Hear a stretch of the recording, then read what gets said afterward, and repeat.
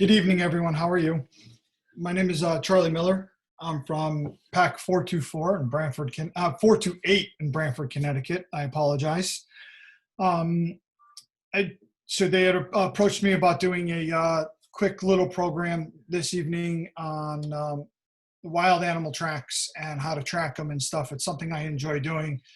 I like to go watch the animals on their natural habitat. I think it's more interesting than seeing it in a zoo. So let's get going. We're going to talk about some wild animal tracking. There will be brief pauses during the thing where you guys can ask questions, or you can actually send them through our Facebook Live page and get them to me, and I will try and answer them the best I can. So what we're going to talk about this evening is obviously animal identification, track identification, scat identification. And if you don't know what that is, when we get later on, you'll understand it. Other markings and how to track the animals. And this is the fun part. First thing we're going to talk about is everybody's favorite, white-tailed deer. One of the coolest things about these animals is if you're out in the woods and you're looking for them, they will actually pick up your scent before you'll ever even see them. So unless you learn to cover your scent and stuff, it's very difficult. And we'll go over some of that stuff, or we'll talk about it later on. But I just wanted to point that out. They will smell you before you see them. White-tailed deer, their identification, quick scientific stuff with them. They're mammals, they're herbivores, which means they just eat plants, no animals, stuff like that. They live about 6 to 14 years. They're about 6 to 8 feet tall at full grown. And they can be reddish brown to a blue-gray tan. They'll all have under their bellies a white belly area. Fawns are spotted white. We actually have a pretty cool phenomenon right here in Guilford. There's a couple of piebald deer running around, which is basically they are the reddish brown, but as fawns, they have the white spots. Well, these deer are still spotted white, and they're beautiful to see. They full grown, 110 to 300 pounds, male to female. The big thing to help you when the males, as we know, drop their antlers just after Christmas, January, February time. You can tell the difference between a male and female by the shape of their head. A male's head is kind of like square, like a blockhead, and females are nice and rounded. The white-tailed deer, why do we call them a whitetail? Well, underneath their tail, it's brown on the top and it's white underneath. And when they are alerted to danger, they flag that tail up, and what it does is it's an alert, and the white catches the other deer's attention, and they go running for safety. White-tailed deer tracks. So if you look at the doe tracks, which is the center picture up top, you notice that it kind of in the shape of a heart. So that's how you would be able to pick up that it's a doe. When you come down to your bucks, if you like the large-bodied buck that's next to it, you'll notice, or the older deer, which is the bottom middle, they start to split a little bit and they open up. And the reason behind that is think of if you walked on your hands and you push them down on the ground, and as you put your weight on it, what does your fingers do? They kind of spread out a little bit, and that's what happens here. So as I said, does are heart-shaped. They point to, and the point will give you the direction to travel. And when they walk, their stride is very, very narrow. Well, you'll see later on when there's a picture of the different tracks up there. A buck is much wider and the doe is narrow when they walk. And I'll show you when we get up to the next picture. So that's where I said the bucks have a wide spacing stride and there's more space between their toes. So that'll help key you in there. White-tailed deer are phenomenal of being able to move around in the forest completely silent, and they can actually walk right up on you and you would never even know it until you couldn't hear them. They're incredibly stealth animals. And I guess you would have to when we have a couple of natural predators, bear, coyote, and bobcat in the area. So they're pretty cool. They'll move silently, and will hear you before you even see them. Always remember that. So here's that gait we were talking about. So let's talk about this, the way it sets up. If you look at so this is all on snow, so to make it easier to see, they said, so if you look at the doe, which is the upper right hand, you notice there's, and one of the things when deer walk, they actually kind of walk, and then each print will actually almost line up perfectly front and back. It's called overstep walking. But if you look at the doe's trail, it's almost perfectly straight with very little space. If you come down below it, you can see that the buck's is more wide or separated, and you can almost draw a straight line right through it. Now, when they're walking, they will space their steps about 18 to 24 inches, depending, mostly, and this is for adults, not just adult male and female. When they're trotting, it will spread out to about 3 to 4 feet. And then when they break out into a run, you're talking 4 foot, 6 foot space between tracks. So as we're going through this, keep in the back of your mind that just because you don't see a track for a few feet, some of these animals will cover great distances when they run, and this happens to be one of them. So if you look at the white-tailed deer there. The fun fact at the bottom is the largest North American white-tail deer, male, obviously, measured 320 5/8 of an inch. Now, I know what you're saying. Oh my God, that thing's huge. It's actually the measurement of the antlers. So there's a formula to measure each antler and come up with a score, and that score works out to 320 5/8 of an inch. Deer tracks. If we look at these pictures on the upper right-hand corner, I hope everybody notices they're really wide. So either the deer is running or it's a buck. And I'm hoping for the buck with the size of those. The bottom ones on the right are narrow, and they have that heart shape to them, which I would say these are probably your doe. And if you notice, the prints are kind of on top of each other too, where these prints are spread out more, which would say also shows me that this might be a doe or a small buck.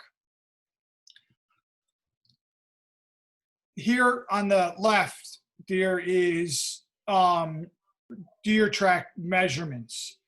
So if you've gone through all your basics of, does it look like two clamshells or whatever you want to call those?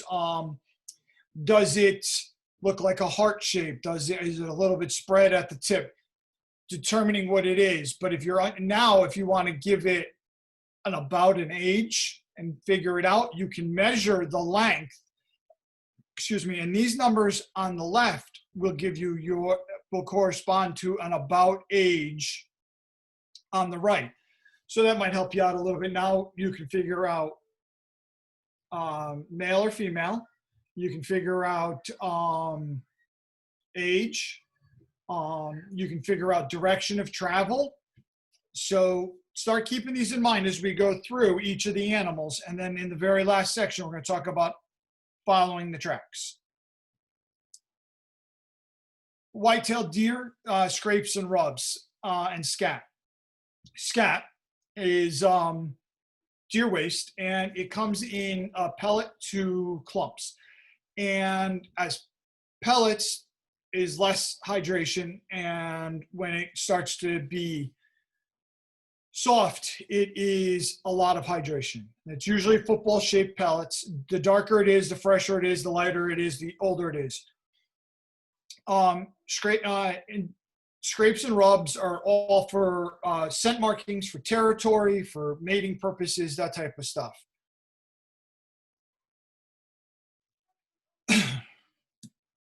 So here we go. So we were talking about the other photograph was deer scat that was kind of clumped together. So I would say that was very well hydrated. And then here on the upper right-hand corner of the screen, you have pellets.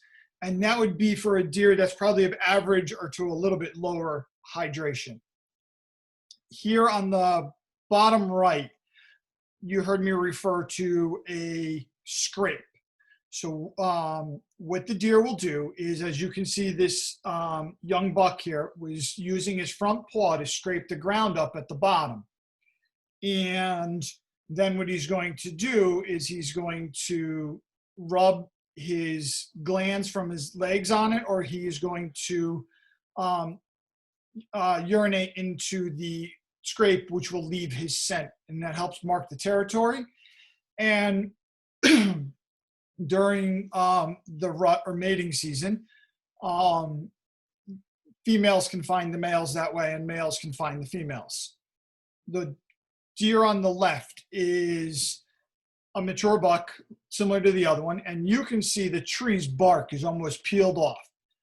What the deer do, again, is they rub the glands on their head on the tree, or while the deer's antlers are growing, you have this felt-like material, or what we call velvet, on the antlers. And it's kind of like hair growing on your head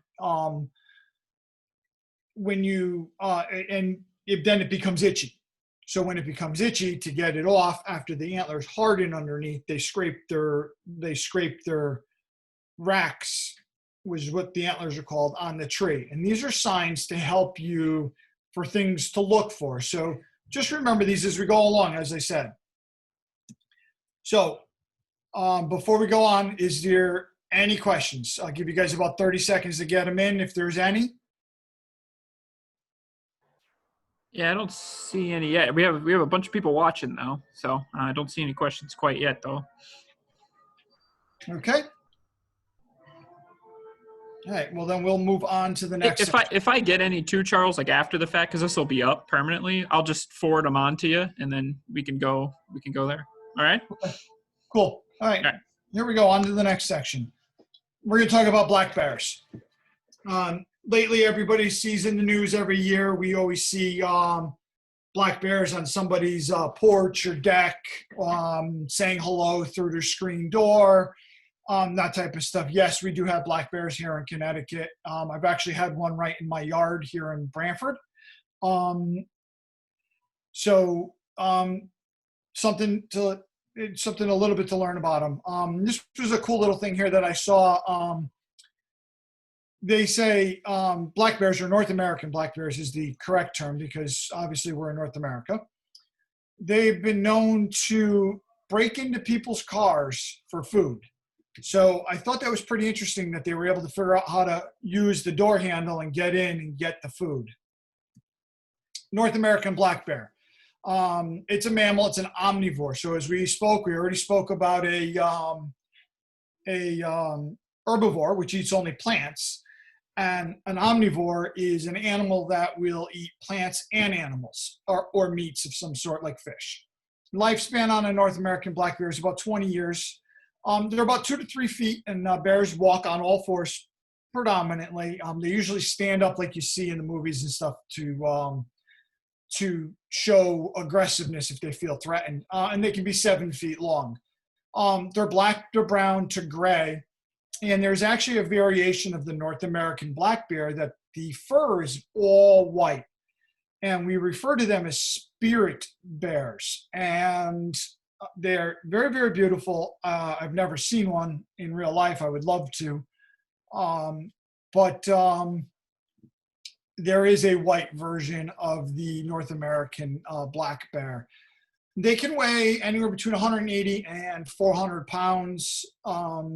Their claws, you know how bears have claws and they're good at climbing trees. They're really non-retractable. They stay out all the time. That's going to be important. So remember that as we learn about the tracks. Do not, and they hibernate really from October to April. And we always hear that bear hibernation is they go to sleep for the winter. You can't wake them, leave them alone. Yeah. Well, you actually can wake a hibernating bear. Most likely they'll wake up a little angry, but they will go off on their own and they'll just find another place that they feel is safe to spend the rest of their time sleeping. While they're hibernating, they don't eat or drink. They don't need to use the bathroom. They drop their heart rate to about 8 to 10 beats of the minute. So 8 to 10 times a minute, the heart will squeeze. Respirations, they'll take a breath once every 45 seconds. And North American black bears are actually the smallest of all bear species. So they're tracks. They have 5 toes. Just like us, we have 5 fingers, 5 toes. They have 5 toes. The big thing is if you look at your toes, your big toe is on the inside of your foot and your little toe is on the outside of your foot. Well, a bear is completely opposite. Their big toe is on the outside and the little toe is on the inside, as you can see here in the pictures. When they walk, the front toes will dig in on the bear, and the back toe, the back paw, will actually, they walk on the sole of their feet or that fat part of their foot. If you look at the sizes, they can be 2 to 5 inches long, about 5 inches long and about 5.5 inches wide. And the rears would be about 8 inches long and about 5 to 7 inches wide, 3 to 8 inches long. You saw on the last slide, we mentioned that they average between 180 and 400 pounds. The largest black bear, North American black bear, was recorded at 880 pounds. So as you can see here, we're talking about their gait, their walk again. If you notice, we have the same thing again. The front and rear paws keep falling almost in the same spot. Same thing we noticed with the deer, and you'll notice this is a theme with these animals. Like their stride, a normal walking stride is about 36 to 42 inches.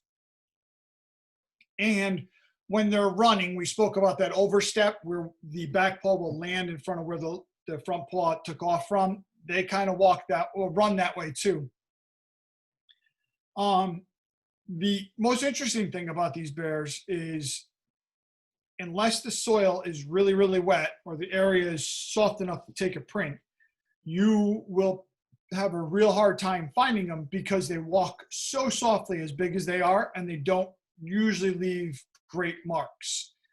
And the coolest thing about bears when you're tracking them, something to remember, is they might decide to cross a river or something, but they won't go through the river. So there's a possibility you can lose their tracks because they're so agile. They can like walk a tightrope across a ravine, and they just use a tree for a tightrope. For all the parents listening, and kids, a bear, when it hibernates, can lose up to 100 pounds because it doesn't eat or drink for how many months? October to April is almost 6 months, I think. So upper right hand is a front bear paw. It looks to be the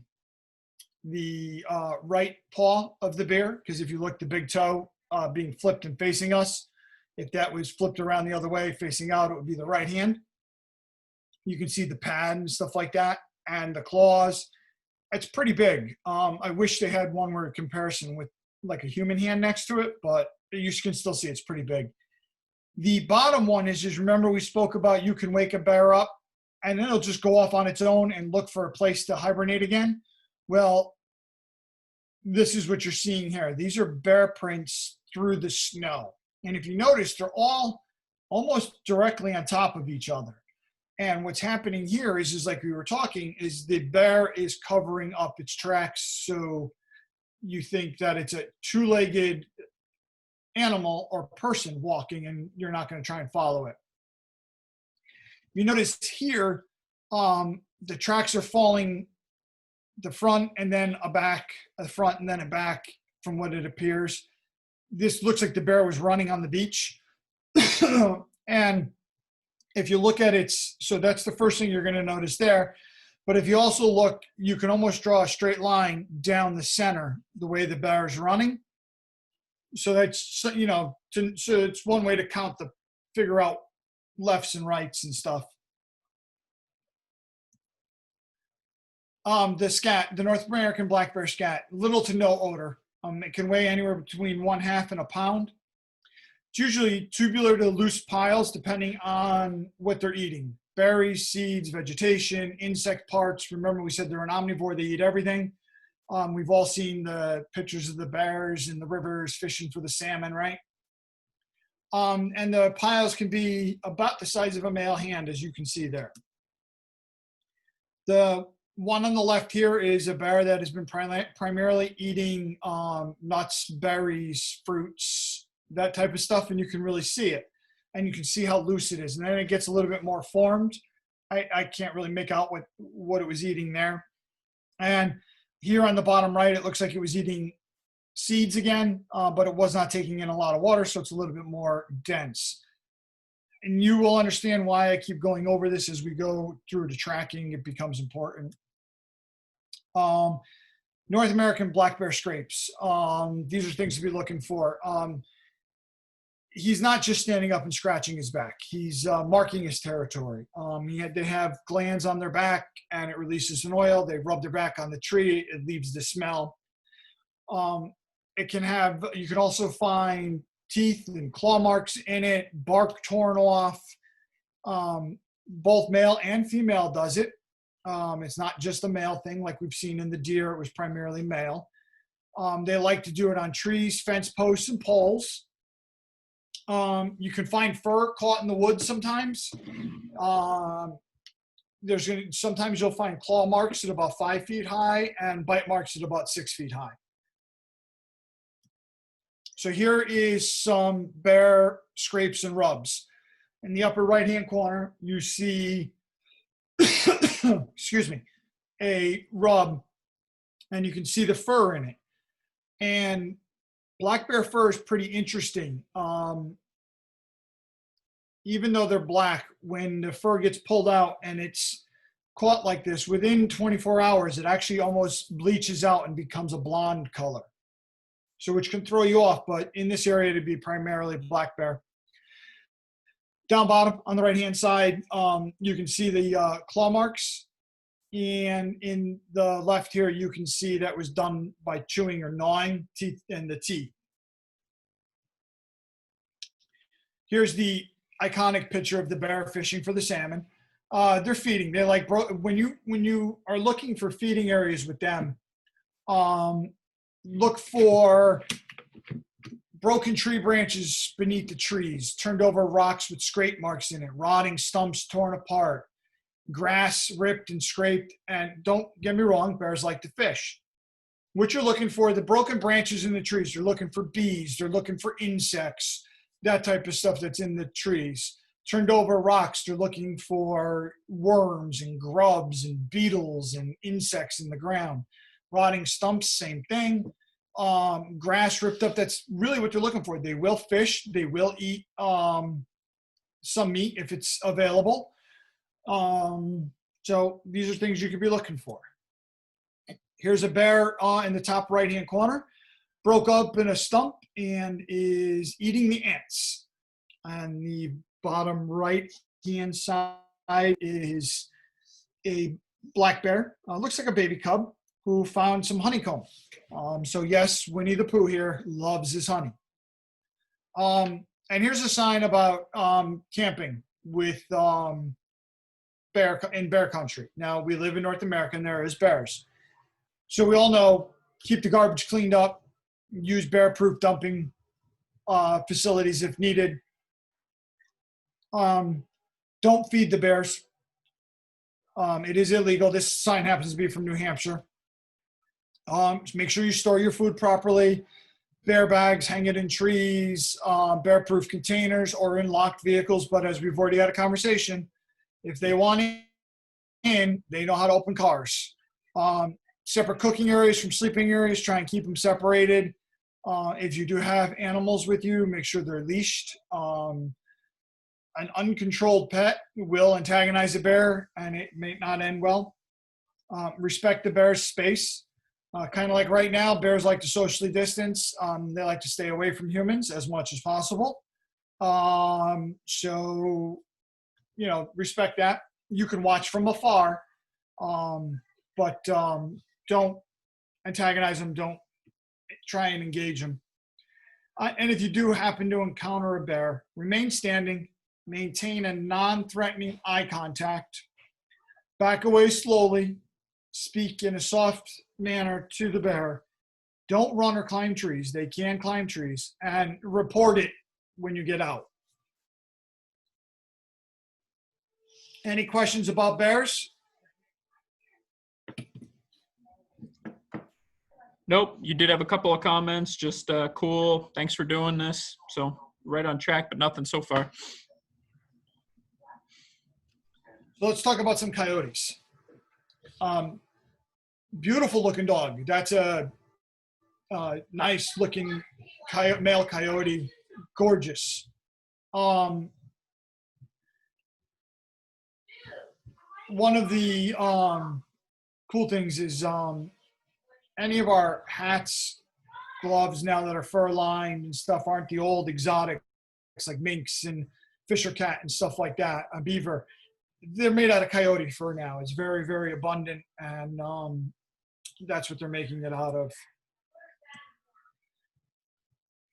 Coyote identification. We know coyotes, we know coyotes are canine family, dog family. That's the Canis there. They're mammals. They're omnivores. They will eat fruits and vegetables if needed.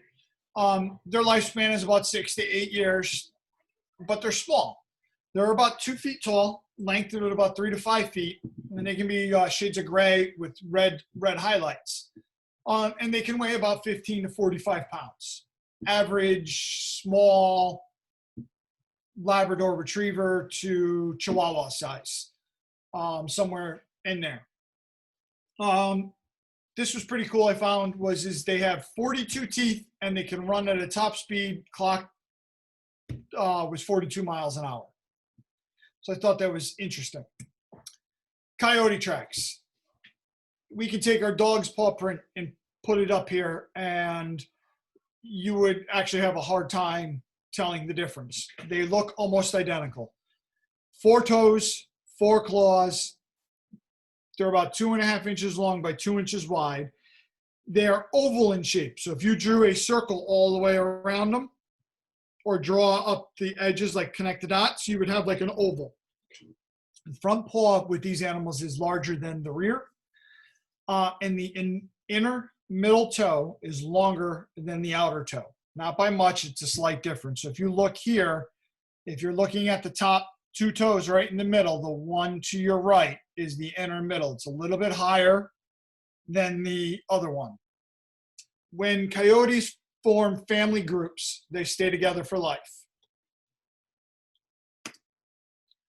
A coyote gait, and as we can see here, it's overstepping again.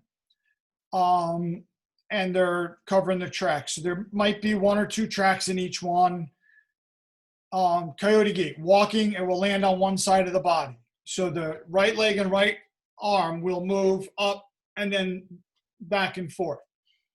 Usually the rears will land in front of the fronts, which tries to give it a look of a 2-person or a biped walking again. When they start trotting, just like your dog, their legs will move in diagonal pairs. So you'll have the right front and the left rear that move forward, and then the left and right, left front, right rear. And then the tracks will actually become straighter and more narrow at that point in time. And when they're in a full-on run, what they kind of do is they plant their front and pull their backs to them and then spring. I think we remember that. Some of us growing up, there was a cartoon character that used to do that. So it's kind of like a spring action, and it gives them a lot of speed. And next time you're outside, for those who have dogs or have neighbors who have dogs, or go to YouTube and watch a video on it if your parents allow, watch how a coyote or a dog runs and trots and walks, and that will help you. Same thing with the bear and the deer. You can do that too. The biggest coyote ever was 40 inches long and 75 pounds. Now that is a good size Labrador. So as you can see here, bottom right, that is a coyote track. It looks like a front coyote track. And the reason why we kind of call it that is if you look at the very bottom of the pad, it looks like it's double notched, which you will see if you look at the drawing of the tracks. You'll see that in the coyote's front foot, where the dog's front foot is just one. So that's how we kind of came up with that one. So some of the big things here. Coyotes, the pads are a little bit smaller than the dogs, if you notice, the front and the rear. Like I already pointed out, the front pads on the coyote is double notched in the back, and the dog is single. The hind foot gives you, it's kind of like a triangle with a cone shape on the bottom of it, where the dog's hind foot is similar to the front. Dogs are a little bit larger than the coyotes, but you can definitely see that also the space in between the pads and the toes is much bigger in the coyotes. So if we look here to our left, you can see coyotes, and it looks like probably running because they're moving so fast that one of the feet are coming down and scraping the snow as they're going to move on. And you can see how they're trying to land the tracks all in one spot. Coyote scat, again, an animal with little to no odor. They usually always use the bathroom in the same area. So they call it a coyote latrine. So if you see one, you're going to see a lot of them. Usually rope-like in diameter, usually about a ½ inch in diameter, sorry. You can see fur, bones, maybe insect parts. You might see berry parts, but here on the left, you can see fur. And sometimes it can be found in the middle of the trail. So one of the things you notice is, and we'll talk about it in 1 minute with the cats, they'll try and cover this up, where the coyotes are proud of it and they use it as a mark my territory. So here you can see the insect parts on the one on the left. The other two are, if you look closely, you can see fur, bones. The bottom one's a little bit out of focus, but it's got berries in it. So you can see all the different diet. They also mark their territory like our male dogs do by urinating on the trees or shrubs, just like a regular dog. Any questions on the coyotes? I'm looking. Just people watching right now, Charlie. Okay. So, All right. Let's talk about our cats, bobcats. Big thing here with the bobcat, we'll just describe this quickly. It is the most abundant of all the cats in North America, wild. So let's take a look at the bobcat. Let's go up to the ears first. You notice the rounded ears, but they have they have a little tuft of black fur that sticks up out of it. That is indicative to this type of species of subspecies of a lynx. If you look at the fur on the face, the cheek fur is really, really puffed out, giving their head an appearance of a bigger look. They have same type of whiskers. If you notice, it's browns, it's blacks, it's grays, it's spotted. Spotted cats are more northern, and striped bobcats will be more southern bobcats, but they will all have the white fur underneath. Cool thing about a bobcat is, I don't know if many of you know, but the reason why they got their name is their tail. Their tail's been bobbed or shortened. One of the things that's so you'll see its tail usually about 4 to 7 inches, and the other thing is it will always have a black tuft at the end, kind of marking it off. Lynx rufus. It's a mammal. It's a carnivore. So we've had a herbivore, a couple of omnivores. Now we're looking at a carnivore, meat eater. 12 to 13 years is their lifespan. They can get to about 16 to 20 inches tall. They range 26 to 41 inches. They can be shades of browns, different colored highlights, white underbelly, like we said when we were talking before. They can get about 11 to 30 pounds. So again, the really, really large Heathcliff looking house cat all the way down to a little tiny calico or something like that. And their tails are short, like I said, at 4 to 6 inches. And their ears are pointed with that tuft sticking out. One of the things that I found amazing was the highest jump on record is 12 feet. They can jump as high as 12 feet off the ground. So for those of you who have parents who are 6 feet, or if you've hit 6 feet, that's 2 of you off the ground. That's pretty good. Bobcat tracks. So what's the first thing we notice? We notice there's four toes, okay? And we also notice it's got a footpad, okay? So it kind of meets our canine. Well, here's where the differences come in. There's no claws on the toes. Why would that be with cats? For those who have a house cat, they would know that the house cat's claws are retractable. Same thing with them. So their claws are usually retracted. It's about 1.5 inches long by 1.5 inches wide. It actually gives you almost a perfect circle. So if we would go back to the coyote, we noticed it was an oval in shape. Well, the cats are kind of round. The paw pad is notched in the rear, and the front and rear paws are about the same size, so they'll look about the same. A bobcat can run up to 34 miles an hour too, so they're pretty quick. Excuse me. Their gait, they have a couple of them. Again, they try and do that. They either do a sidestep gait or an overstep gait where the rear lands in front or in that front paw again. And what they're trying to do with these is give the appearance of a two-legged animal, which most of them are doing. And here's their different bobcat steps. And if you look at the picture, you can see where it appears that there's almost 2 steps in each one, which makes finding their good tracks hard sometimes. A bobcat's favorite food, though, is rabbits.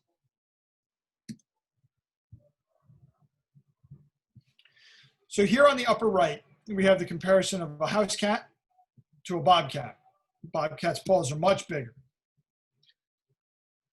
Here we can see that double footprint, like in one hole, that sidestepping, and that drag in the middle is probably the kitty carrying its meal back to its kitchen.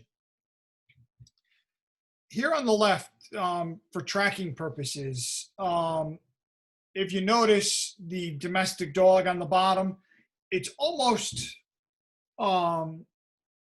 perfectly symmetrical. Everything kind of lines up nice. Well, in the cat family, you notice it's kind of asymmetrical and it's tilted a little bit. So that can also help you keying it in when they're walking. So here's their track patterns. 6 to 14 inches in between steps, 3 to 5 inches, or 5 and 3/8 inches apart.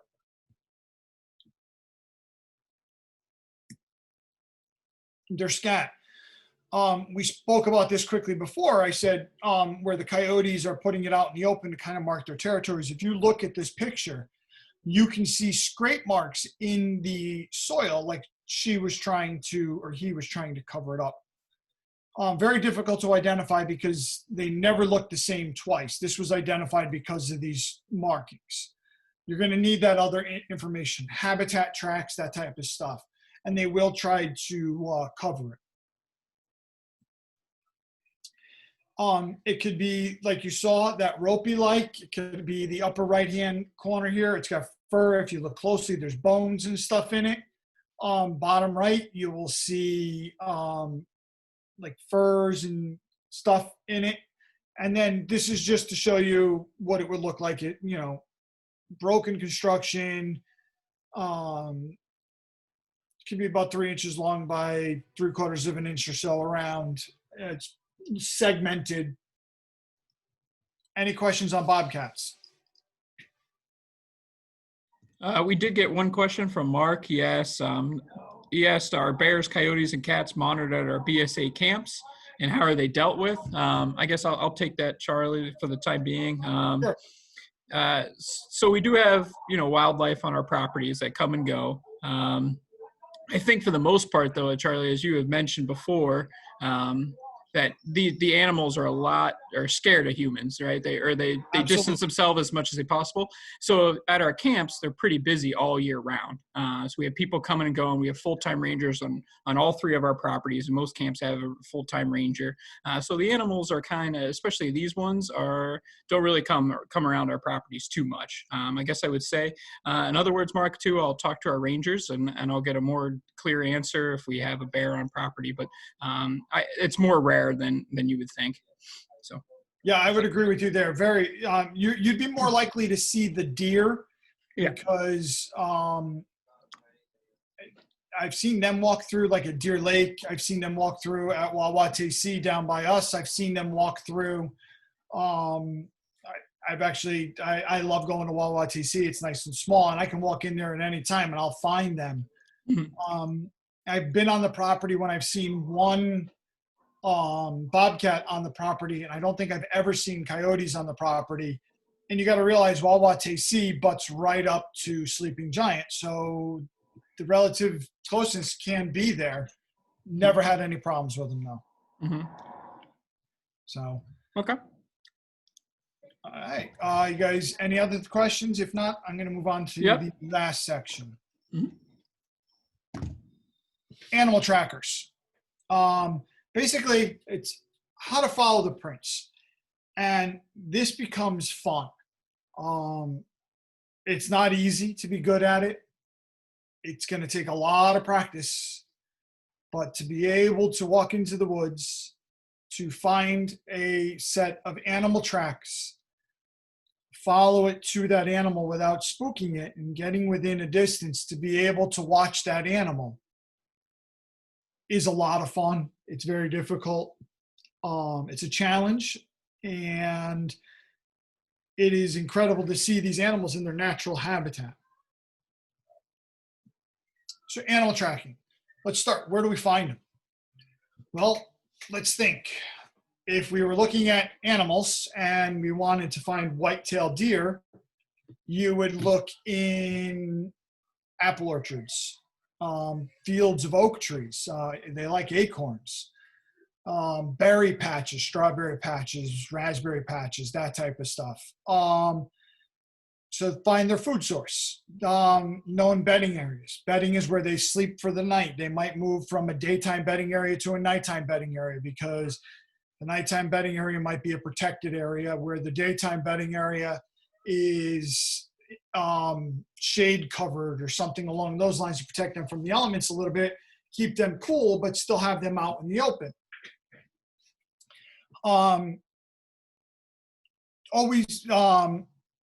Always when you're hiking in the woods too, don't just always follow the path directly in front of you. Follow the path in front of you, obviously one step in front of the other, let's not trip, but look to your left and right. You'll notice these little trails that go through. They're nice and narrow. And they don't look like people are taking them, but you can tell they're being used. Those are game trails. And actually, a lot of times, if you take and kind of just look in the area of that game trail, you'll find a lot of good prints. That's a good thing to key in on also, is finding those game trails. From there, if those aren't panning out, you can always use ridge lines. And the reason why they walk on the ridge is you can overlook the valleys below. You can look for food sources, water sources, areas of safety, refuge, bedding areas, like we said. And the other thing is along bodies of water. Obviously, just like us, we all need water to survive. The next thing is we're going to have to, we've already been able to identify the tracks that we find. We know how to look for them. Now we found them. What do we do? Well, first we got to determine how old they are. Do they have crisp outlines, like they were freshly pressed into the ground? Or are they starting to distort and fall in and you're only finding one or two really good prints? These might be signs to show that we're getting older stuff. Again, we might have one really, really good print and then a bunch of muffled or muted prints in the area, which is starting to make me lean towards, okay, maybe this trail isn't going to be the one for me. Let's move on and see if we can find another area. You're also looking for lots of discernible prints in a pattern. And that will be the trail you want to follow. Obviously, we know any of the clawed animals, cat, dog, or bobcat, coyote, or bear that we spoke about, their claws are in the fronts of their paws, so that's the direction they're going. With the deer, we look for the V, or the points of the hooves, and that's the direction they're traveling in. And the other thing that helps you also determine the age and kind of animal, to confirm your animal, is the scat in the area of the tracks. That's going to help you determine age, freshness, old tracks versus new tracks. It might help you find, when you're looking at it, you notice apple seeds in it or something. You're like, oh, I know there's an apple orchard over there. That's where the deer are. It helps you pick up on a place to go. They might just be passing through from the apple orchard to their bedding area. You might have to follow that game trail in two directions to find them. These are things you're going to be looking for. And this is why the scat's going to help you. And then the scat's also going to help you, like we said, you kind of need, with the bobcat, the paws, the scat, and everything else to kind of put it together that it's a bobcat, because it is so indicative of, they're very similar. And then the other thing is the same thing with the dog. The bobcat never has the same scat twice. The reason why you want to do this with the dog is it helps you determine between house pet or wild animal. Easiest. So now we've got some hints on how to do this. We got what they look like and stuff, where to find them. Now the big thing, tracking them. It's easier to find tracks early in the morning or late in the day because they're moving early in the morning and late at night. A lot of animals, will move from feeding areas to bedding areas during the day. The shadows also make finding those prints a lot easier than bright sunlight. Like I said, most animals move around daybreak or sunset. It's too hot to move during the day. Imagine being outside, it's 90-something degrees, you've got a fur coat on, your entire body and a hat, and you got to try and move around. That's why they kind of chill out and relax during the day. So now you found the tracks, you kind of narrowed in on the animal. I'm going to keep using the whitetail because that's my favorite one. And being able to track them. As you track them, you want to mark those tracks at relative intervals. And the reason behind that is let's say you pick the track up right here in front of you, and you determine that they're moving directly ahead. So now we start to track them. And you've been tracking for a mile and a half. And now all of a sudden you lost the track. and you can't figure out where it went. There's nothing in front of you. And if you don't have that marked, you're going to lose your path and you're going to get confused. So the idea is to mark at regular intervals. This way you can follow your way back out. You can always, it's always in case you lose your tracks, you can go back to the last known spot and start over. And then when you get to that last spot, you want to mark it and then search out in 2-foot diameter circles until you relocate the tracks. And now you're going to have to compare them: size, direction, male, female. That's why we went through a lot of this. And the reason why that you might lose it is animals can suddenly change direction. So you have to be very careful not to lose the track. The other thing when you're tracking them, pick your head up, look around. We said before, deer move very, very silently. The only way you're going to pick up on a deer and most of these animals is by vision. And if you don't pick your head up off the trail and look around, you might miss them. And then what you're going to get is some sort of movement. If you're looking for the white-tailed deer, it might flag its tail because it might know that something's there that it doesn't know what it is. But if you don't threaten it, it'll just stay on alert and it'll keep looking around, looking at you, but you might be able to watch it for a little while. So this gets me to the next point of we want to move very, very slowly, very, very quietly. Keep your eyes up, keep your eyes down, keep your eyes everywhere because you want to be able to see these animals while tracking them. One of the things to help you, because we're not perfect at not making noise, because I'm in a bull in a china shop, I knock everything over. I have a real hard time being quiet in the woods, but it's possible. And so use the ambient noise of the area to cover you.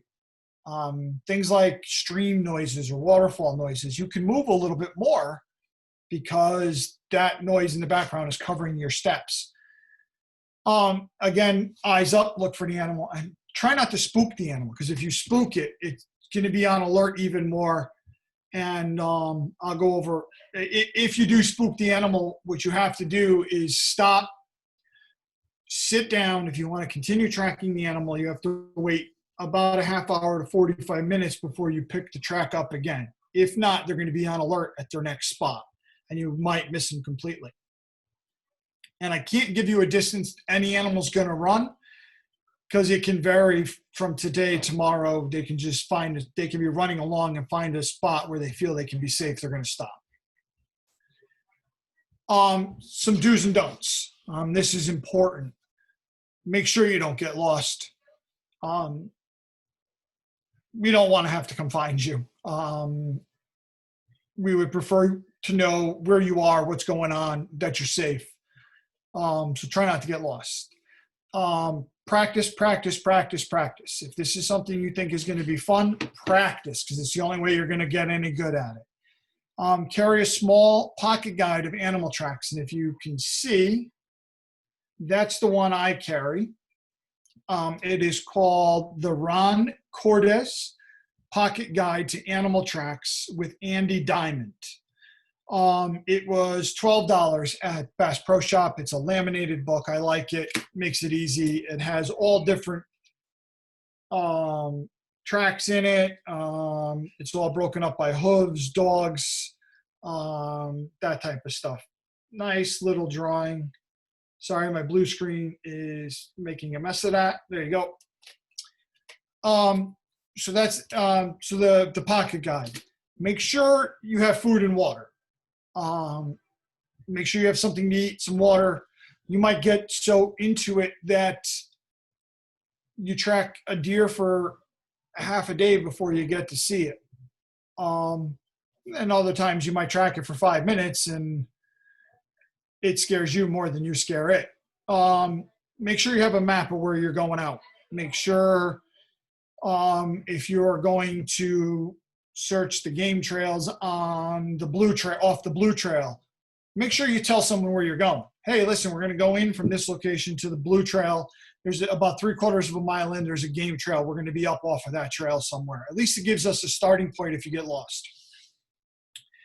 Something cool you can do, and I like to do, is bring a artist's notebook. What it is a book that just has blank pages in it with no lines on it. And when you get out there, you can actually make a drawing of the animal prints. And you can mark where you found it and stuff. That's pretty cool. You can take pictures to go with it. Then you need to go out and practice some more, because this isn't an easy skill. The other thing we talked about earlier is YouTube, if your parents allow it. Study animal movement patterns for your area. And the big ones, deer, bear, coyote, bobcat. There's others in the area that are cool to see, from wild turkeys to obviously our gray tree squirrels, raccoons. So there's different birds you can see, things like common snipes and grouse, mallards and stuff. So you can really get you can spend a lot of time tracking all different types of animals and see some really, really beautiful sights in nature. We've already spoke about making sure you know what their favorite food source is. Mention to someone where you're going. I don't know how many times I can say that. Safety, safety, safety, safety. Have a plan of where you're going. We all know, I just want to mention to all the Cub Scouts who are here, I think our older Boy Scouts should probably have this down by now. You have the Cub Scout 7 essentials: food, water, sunscreen, flashlight, bug screen, and then I think there's other things that go with it. Some sort of rain poncho in case the weather changes, a first aid kit. Even a basic first aid kit will help you. Just bring these things with you if you're going to be in the woods. Most of your leaders can tell you what you should and shouldn't carry. I carry probably a lot more than most. So, just when you go out in the woods, just be safe. Be smart about it. Any questions?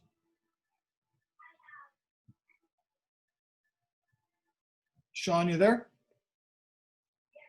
Sorry, I'm here. We did get a question. This is from Joe Cobble. She says, which animals you discuss stay in certain areas and which ones move around?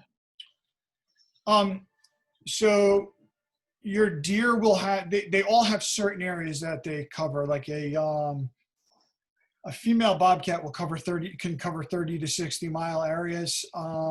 They roam a little bit more, where the male more localized. Some deer relatively, I've been looking at like Wawatay and Guilford by the like Quanapog and stuff like that, and year after year after year you can see the same deer, so they stay in a relative close spot. Bears, again, 30 to 60 mile migrations. So some will move, some will not. I'm not sure on coyotes. I just know that they stay together as family groups. I would have to look that one up and get back to you, Joe, if I can do that. But the others are like a 30 to 60 mile area and move. Deer kind of stay in the same place. And like I said, I see them year after year. I have trail cam pics. I get anywhere between, during the hot summer months, anywhere between 1,000 to 1,200 pictures a week on my trail cams of deer. So, they kind of stay in the same area, and you can start to pick them out, who's who, especially during the day when you can see colors and shapes better. Any other questions? No, that looks like it. If, like I said, if people, guys out there, if you're watching this, take a look, make comments. If you couldn't join us live, we will put this on YouTube as well, our YouTube channel. So please feel free to leave your questions here in the comments or on YouTube, and I'll get them to Charlie, and we'll be on our way with that, and we'll get you those answers. But feel free to leave them here, and that's that. Yeah, it looks like that's it, Charlie. Thank you very much for your time, guys. Have a good evening. Everyone be safe. All right. Thanks, Charlie. Take it easy. Appreciate it. Bye-bye. Okay.